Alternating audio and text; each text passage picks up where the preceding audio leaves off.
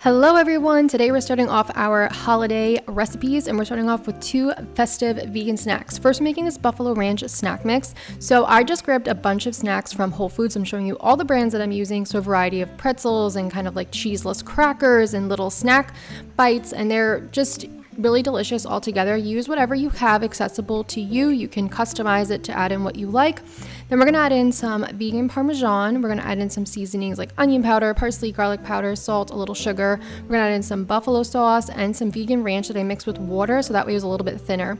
And just start to mix this all together until everything is really well coated. If you watch my videos, you know I like to pour a little on, mix it up, pour a little more on, mix it up. Then we're gonna spread it onto a parchment lined baking sheet and we're gonna pop this in the oven at 300 degrees Fahrenheit for 15 minutes. Spread everything out, make sure it's really, has its space and to get crispy. Let it cool for about 30 minutes and then that's pretty much it. Now you have this really delicious snack mix.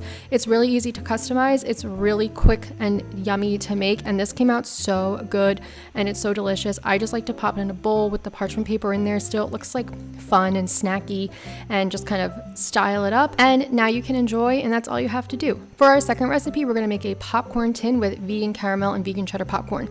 So we're going to start off by first making our popcorn. So you're going to add in a quarter cup of vegetable oil, let that heat up for a few minutes. Then you're going to add in 3 kernels and let those pop. Once those pop, the oil is hot and ready to go. So just remove them and add in the rest of your kernels, and then you're going to put the lid on and you're going to let everything kind of heat up. And then once you hear popping, you just start shaking the pot. Make sure to use a nice big pot for this. I'm using a 7-quart cast iron pot, and once all the kernels are popped, they'll look like this. So now let's make our caramel sauce. So we're going to add in our vegan melted butter, maple syrup, organic brown sugar, and then this is optional. You can add a little vanilla extract, and this is not optional, some baking soda. The baking soda helps it get nice and foamy, but also give that crunchy, nice texture when it's all done. So just let everything melt and keep boiling and getting foamy. It's going to get really foamy, but you want those sugars to be melted down, and once it looks something like this, you're ready to go. You're going to divide your popcorn in half, and you're just going to pour it on while the popcorn and the caramel sauce are still nice and warm, just to coat it evenly. You're going to then place it onto a parchment lined baking sheet and spread it out to let it cool and harden.